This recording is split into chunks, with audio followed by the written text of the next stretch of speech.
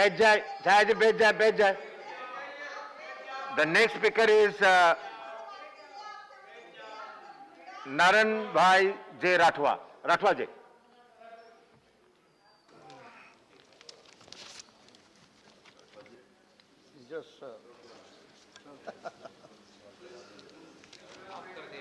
माननीय उप सभापति जी, मैं आपका आभार प्रकट करता हूं कि आपने मुझे एक महत्वपूर्ण जनजातीय मामले मंत्रालय की अनुदान मांगों पर चर्चा हेतु समय दिया है। मैं सदन में यह दुख के साथ कहना चाहूँगा कि इस बजट में न सिर्फ दलितों और आदिवासियों को उनके आर्थिक हक से वंचित रखा गया है, बल्कि बजट से उन्हें अदृश्य ही कर दिया गया। जनजातीय मामले मंत्रालय के लिए आवंटित की गई अनुदान राशि बहुत ही निराश करने वाली है। नीति आयोग के दिशा निर्देशों तक का पालन नहीं किया गया है, जिसके मुताबिक दलितों और आदिवासियों को उनकी जनसंख्या के अनुपात में बजट में हिस्सेदारी तय किए जाने की व्यवस्था है। इस बजट में आदिवासियों और दलितों को लाभ पहुंचाने वाली कोई योजना को ये सिरे से नहीं गायब कर दिया है या पूरी तरह से अप्रासंगिक कर दिया गया है। अतः वर्ष 2022-23 के केंद्रीय बजट में कॉरपोरेट सेक्टर का और उनके लिए बजट कहना बिल्कुल सही, कहना उचित ही है। दलित मानव अधिकारों पर राष्ट्रीय अभियान ने इस वित्तीय वर्ष के केंद्रीय बजट अपने विश्लेषण में इस बात पर प्रकाश डाला है कि अनुसूचित जनजाति के कल्याण के लिए आवंटन और अनुसूचित जाति के लिए कल्याण के लिए आवंटन ऊपर नीति आयोग के निर्देशों के अनुसार आवंटित करना अनिवार्य था, लेकिन वर्तमान केंद्रीय सरकार पिछले 7 वर्षों से जनसंख्या के अनुपात में इस अनिवार्य राशि के आवंटन की अनदेखी करती रही। दलित आर्थिक अधिकार आंदोलन के मुताबिक एससी और एसटी समुदायों के लिए बजट में क्रमशः 40,634 करोड़ रुपए और 9,399 करोड़ रुपए का अंतर है। अनुसूचित जनजाति के लिए आवंटित वर्ष 2021-22 में 79,942 करोड़ रुपये से बढ़ाकर 87,473 करोड़ रुपये हो गया है और इस 2022-23 में बढ़कर 89,265 करोड़ रुपये हो गया है, जो सरकार के पूरे बजट का 2.26% है। एसटी समुदाय देश की कुल आबादी का लगभग 8.8% है। इसी तरह वर्ष 21-22 में अनुसूचित जाति के लिए 1,26,259 करोड़ रुपये का आवंटन किया। अब संशोधित बजट से बढ़कर 1,39,956 करोड़ रुपये हो गया है और इस वर्ष 2022 में फिर से बढ़कर 1,42,342 करोड़ रुपये हो गया। यानी सरकार के पूरे बजट का 3.61% और अनुसूचित जाति समुदाय की देश की कुल जनसंख्या लगभग 16.2% है। महोदय, केंद्रीय कृषि और किसान कल्याण मंत्रालय के अनुसार वर्ष 2022-23 में फसल बीमा योजना के तहत अनुसूचित जनजाति के लिए 1,381 करोड़ रुपया आवंटित किया गया। इसी तरह अनुसूचित जाति के लिए इस योजना में 2,667 करोड़ रुपया इस योजना के लिए निर्धारित किया गया है। और दूसरी ओर केंद्रीय बजट 2022-23 में कृषि, शिक्षा और अनुसंधान के लिए धन आवंटन को कम कर दिया गया है। साथ ही बजट में कृषि, शिक्षा, पशु विज्ञान, फसल बीमा विज्ञान, प्राकृतिक संसाधनों के प्रबंध पर होने वाले खर्च को कम किया गया है। भारत के नियंत्रक और महालेखा परीक्षक ने अपनी रिपोर्ट में कहा है कि भारत सरकार के पास पिछले वर्षों में इस योजना के तहत आवंटित धन के बारे में अनुसूचित जनजातियां एवं अनुसूचित जाति के लाभार्थियों का कोई डेटा नहीं है। इसलिए यह पुष्टि नहीं की जा सकती कि कितने SC/ST लाभार्थियों को लाभान्वित हुआ है। इस वित्तीय वर्ष के केंद्रीय बजट में अनुसूचित जनजाति के लिए रोजगार सृजन के लिए आवंटन में भी भारी कमी हुई है। जनजातीय मामलों के मंत्रालय के लिए आवंटित पिछले वर्ष के 7,524.85 करोड़ रुपयों के बजट अनुमान की तुलना में 12.32% बढ़कर 8,451.92 करोड़ रुपये हो गया है। लेकिन दूसरी ओर केंद्रीय बजट 2022-23 में अनुसूचित जनजातियों के लिए इस साल में 11.13 करोड़ रुपयों की गिरावट आई है, जो पिछले साल 89.5 करोड़ रुपये थी। इसी प्रकार जनजाति अनुसूचित जाति के लिए रोजगार सृजन के लिए आवंटित पिछले वर्ष के दौरान 170.96 करोड़ रुपये की काफ़ी रकम कम होकर 22.97 करोड़ रुपया हो गया है।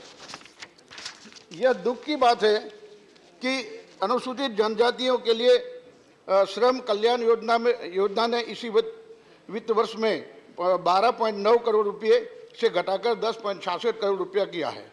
इसी तरह अनुसूचित जाति के कल्याण के लिए आवंटित के तहत पिछले वर्ष के 24.9 करोड़ रुपये से घटाकर 19.88 करोड़ रुपया किया गया है। वर्ष 2022-23 के बजट में प्रमुख ग्रामीण रोजगार योजना महात्मा गांधी मनरेगा योजना के लिए केंद्र ने 73,000 करोड़ रुपयों का आवंटन किया, जो पिछले वर्ष में योजना के लिए 98,000 करोड़ रुपए के संशोधित अनुमान से 25% कम किया है। यह किसी से छिपा नहीं है कि अनुसूचित जाति और अनुसूचित जनजाति समुदाय का गारंटीकृत सरकारी काम और भुगतान के लिए मनरेगा पर ही निर्भर है। इस संबंध में मैं सदन को यह भी अवगत कराना चाहूँगा कि इस आवंटित राशि से ही मजदूरी के रूप में 1,464 करोड़ रुपये और सामग्री के रूप में 10,900 करोड़ रुपयों का भुगतान किया जाना बाकी है, जो बजट को पूरी तरह से प्रभावित करेगा। इस प्रकार से कहा जा सकता है कि नए बजट में केवल 60,700 करोड़ रुपया का ही प्रभावी रूप से उपलब्ध होगा। मैं महोदय आपके माध्यम से ये भी बताना चाहता हूं कि केंद्र की भाजपा सरकार की प्राथमिकता दलित आदिवासियों के लिए नकारात्मक साबित हो रही है तथा इस बजट के जरिए भाजपा सरकार ने साफ कर दिया कि इसकी प्राथमिकता में न तो आदिवासी है न तो दलित है। मुझे दुख के साथ सदन में यह कहना पड़ रहा है कि केंद्रीय सरकार देश के कमजोर दुबले आदिवासी लोगों के कल्याण हेतु अनेक योजनाओं समय समय पर घोषित करती रही है, लेकिन उनको तत्परता के साथ क्रियान्वित नहीं कर रही है, जिसकी वजह से देश के गरीब आदिवासी दलित लोग अपने आप को असहाय महसूस करते हैं। यहाँ पर इंफ्रास्ट्रक्चरल गैप्स, जो मार्कागत सुविधा का अभाव है, वो भी मैं बताना चाहूँगा कि देश के आदिवासी बहुमूल्य क्षेत्रों में यदि मालखागत सुविधा का अभाव जो है वो नीचे मुजब है। गत वर्ष की स्थिति के अनुसार अभी 10 किलोमीटर के दायरे में 39,786 गांव में बैंक की सुविधा नहीं है और 39,953 गांव में सड़कें एक गांव से दूसरे गांव सड़कें को जोड़ा नहीं है। 49,533 गांव में सीसी और ब्रिक्स का रोड नहीं है। 34,990 गांव में परिवहन की सुविधा पर नहीं है। 97,085 गांव में नेट और इंटरनेट की सुविधा कॉमन सर्विस की सुविधा नहीं है। 7,176 गाँव का विद्युतीकरण होना और भी बाकी है। 90,100 गाँव में मार्केट की सुविधा नहीं है, वो भी करना बाकी है। 61,656 गाँव में पीने की पानी की सुविधा नहीं है, वो भी करना बाकी है। 17,538 गाँव में लैंडलाइन या मोबाइल फ़ोन की सुविधा नहीं है। 1,84,884 आदिवासी घरों में एलपीजी और बायोगैस की सुविधा नहीं है। 51,14,133 आदिवासी लोगों का घर कच्चा और उसका कच्चा छत है। 13,501 गांव में एक भी स्कूल नहीं है, बिना स्कूल के ये गांव है।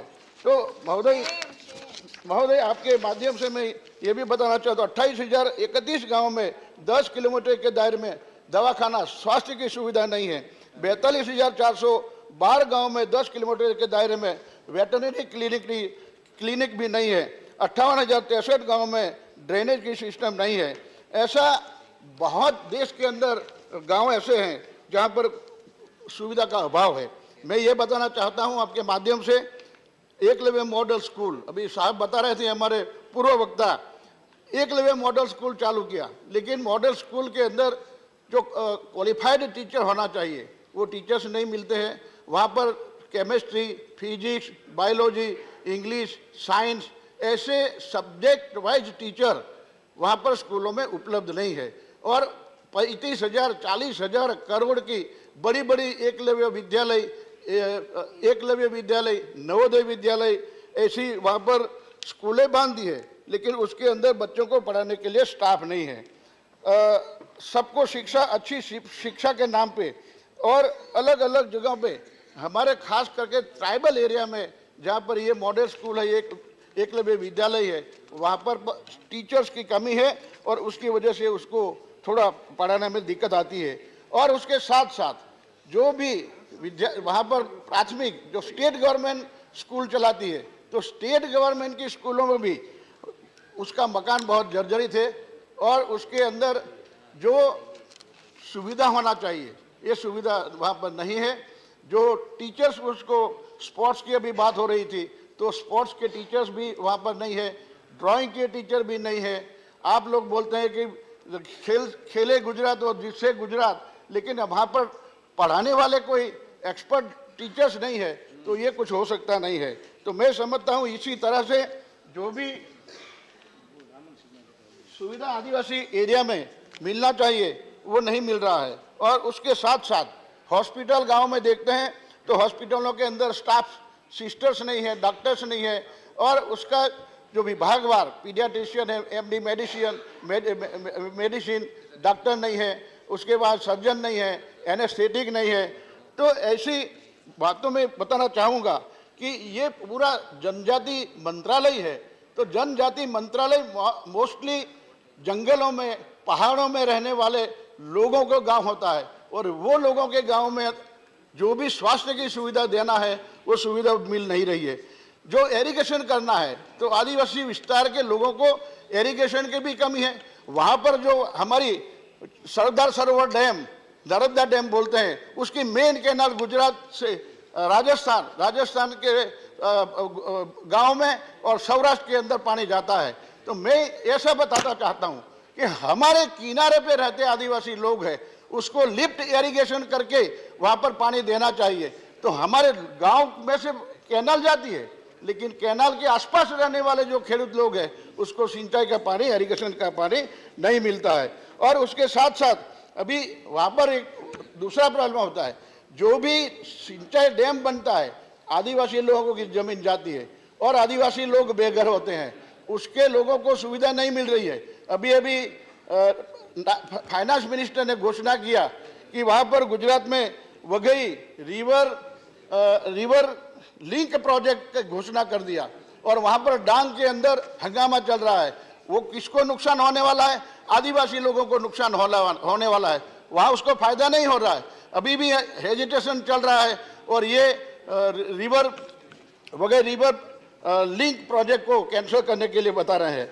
ऐसे 2005-06 के अंदर आदिवासी लोगों को जंगल का पट्टा देना था, तो जंगल का जो पट्टा देना है वो लगभग 1 लाख लाभार्थियों का बाकी है। जब कांग्रेस की सरकार थी, यूपीए सरकार के अंदर ये घोषणा किया था कि जो आदिवासी लोग जो इलीगल वहाँ पर कल्टीवेशन करते थे उसको 2005-06 के अंदर पट्टा देने की जो बात कही थी वो दिया नहीं है, और जिसको दिया है तो उसके 7 बार 8 के नकल के अंदर उसका कोई ये नहीं नोंद नहीं हुई है। उसके साथ साथ ये भी बताना चाहूँगा कि आदिवासी क्षेत्रों के अंदर आप बता रहे हैं कि वहाँ पर नेट उपलब्ध नहीं है, बीएसएनएल टावर नहीं है, बच्चों को ऑनलाइन शिक्षा की बात कर रहे हैं। अभी कोविड-19 के अंदर बच्चों को ऑफलाइन ऑनलाइन की बात चली, तो ऑनलाइन के अंदर वहाँ पर आदिवासी लोगों के पास जो मोबाइल फ़ोन है वो सादा फ़ोन होता है, एंड्रॉयड फ़ोन होता नहीं है। और इतना महंगा फैन कोई रखता नहीं, तो उसके अंदर बीएसएनएल टावर की सुविधा हर गांव में भारत सरकार की तरफ से मैं ये मांग करता हूं कि हमारे ट्राइबल एरिया पूरा देश के अंदर और गुजरात के अंदर जितने भी रिमोट एरिया है, रिमोट एरिया के अंदर बीएसएनएल टावर की सुविधा दिया जाए, ताकि हमारे बच्चों को और जो भी गांव में सर्विस करते हैं, जो लोग सर्विस करते हैं, जो एएनएम नर्सिस है, टीचर्स है, तलाटी है, तो उन लोगों को भी आने जाने की सुविधा और कम्युनिकेशन करने की सुविधा मिलनी चाहिए। उसी तरह जहां पर वन धन की योजना भी बनाई, तो उसके अंदर खेडूतों को डबल भाव उसको मिलना चाहिए अनाज का, तो ये भी नहीं मिल रहा है। वहाँ पर आप लोग बोलते हैं कि भाई वहाँ पर डबल भाव मिलेगा, लेकिन महंगाई इतनी बड़ी है कि उसके अंदर भी उसको ये नहीं हो सकता है। उसी हिसाब से रोजगार की बात करें तो आदिवासी क्षेत्रों के अंदर बहुत से लोग ऐसे पढ़ा लिखा है, ग्रेजुएट है, डबल ग्रेजुएट है, लेकिन उसको नौकरी नहीं मिलती है। मैं आपके जरिए डिमांड करता हूं सरकार से, भारत सरकार से और होम मिनिस्टर से और डिफेंस मिनिस्टर से कि हमारे एरिया में बहुत से मध्य प्रदेश बॉर्डर लगता है, राजस्थान बॉर्डर लगता है, महाराष्ट्र बॉर्डर लगता है, वहां पर बिरसा मुंडा एक रेजिमेंट वहां पर खोला जाए और गरीब आदिवासी लोग जो है वो बहुत मजबूत है, शारीरिक संबंध शारीरिक उसकी बहुत अच्छी ताकत वाले लोग होते हैं, तो वहां पर बिरसा मुंडा रेजिमेंट बनाए और वहां पर आदिवासी ऐसे लोगों को एक रोजगार का अवसर मिले, देश की सेवा करने का अवसर मिले। उसी हिसाब से ये भी मेरी डिमांड है। और उसके साथ साथ ये भी मैं कहना चाहता हूं कि आप पूरा ट्राइबल एरिया के अंदर जितनी भी रेलवे लाइन जाती है, तो रेलवे लाइन के अंदर जो भी प्रोजेक्ट सैंक्शन हुआ है, काम चल रहा है, लेकिन समय सीमा पे वो काम खत्म नहीं होता है। अभी गुजरात के अंदर मध्य प्रदेश गुजरात की सरहद दोनों जोड़ने के लिए रेलवे लाइन चालू है, 2012 में उसको पूरा करना था। ये गरीब आदिवासी लोग मजदूर वहां पर मजदूरी के लिए पलायन होते हैं, माइग्रेशन होता है, तो उसको रोकने के लिए अगर तो उसको थोड़ा सरल मुसाफरी करने के लिए, उनको कम भाड़ा में मुसाफरी करने के लिए रेलवे का जो प्रोजेक्ट चलता है उसके अंदर भी थोड़ा ज़्यादा फंड दे के रेलवे प्रोजेक्ट का काम जल्दी खत्म करे, तो आदिवासी लोगों को आने जाने की सुविधा रह सकती है। दूसरा सबसे बड़ा प्रॉब्लम है बिजली का, तो बिजली के अंदर भी यही प्रॉब्लम है। आदिवासी खेडूत लोगों को रात को बिजली देते हैं, दिन में उसको बिजली मिलती नहीं है और इतनी महंगी है। वहां पर जंगल के अंदर हमारे सभी लोग, पूरा इंडिया के हमारे इंक्लूडिंग गुजरात, राजस्थान, मध्य प्रदेश, महाराष्ट्र, ये पूरा जंगल में रहते हैं। वहां पर कोई जंगली जानवर का कोई ना कोई खतरा रहता है और रात को चोरी लूटपाट भी होती है। वहां पर खेती कैसे करें? तो देश के अंदर जो भी ट्राइबल एरिया है, वो ट्राइबल एरिया के अंदर बिजली रात की बजाय दिन के अंदर बिजली मिले, ये भी हमारी मांग है। तो उसी हिसाब से जितने भी खेडूत लोग हैं वो अपने दिन में काम करें। इंडस्ट्रीज वालों को रात को देना चाहिए, उद्योगपतियों को तो रात में चलाए, दिन में चलाए, कोई प्रॉब्लम नहीं होता है। तो वहां पर खेडूत लोगों को रात को क्यों बिजली देती है? और बिजली इतनी महंगी कर दिया है कि खेडूत लोग बिजली लेना भी मुश्किल कर दिया है। तो उसी हिसाब से आप हमारी डिमांड जो है ट्राइबल लोगों की, वो ध्यान में रखते हुए आप लोग काम करें और ये हमारी डिमांड पूरे देश के अंदर से जितना भी ट्राइबल एरिया है वहां पर सुविधा देने का काम करें। प्रधानमंत्री सड़क आवास योजना की बात अभी कर रहे थे, मैं ये बताना चाहता हूँ, ठीक है, अच्छी बात है, प्रधानमंत्री सड़क योजना सैंक्शन हुई है, लेकिन पर्यावरण के नाम पे फॉरेस्ट एरिया वाले जो भी ऑफिसर्स है वो परमिशन देते नहीं है और प्रधानमंत्री सड़क योजना का काम आज भी डिले पड़ा है। तो ऐसे रोड का जल्दी मंजूरी मिलने के लिए पर्यावरण विभाग का संपर्क करके आदिवासी ट्राइबल एरिया में प्रधानमंत्री सड़क योजना का जो रोड बनना है वो जल्द खत्म करे, ऐसा हमारा डिमांड है। और उसके साथ साथ ये जंगल की जमीन सनद देने का काम 2005-6 में जो किया था, वो देने का काम भी तुरंत करवाने के आदेश भारत सरकार की तरफ से हर राज्यों में जा सके और लोगों को ऐसा पट्टा मिलने का काम कर सके। इतनी बातों के साथ ज़्यादा वक्त न लेते हुए आपका और मेरी पार्टी की तरफ से मेरे को बोलने का मौका दिया, इसलिए मैं आपका सबका बहुत बहुत धन्यवाद। धन्यवाद राठवा जी। धन्यवाद। नेक्स्ट स्पीकर श्री अबीर रंजन विश्वास। This opportunity. Sir, they are at 23.5%.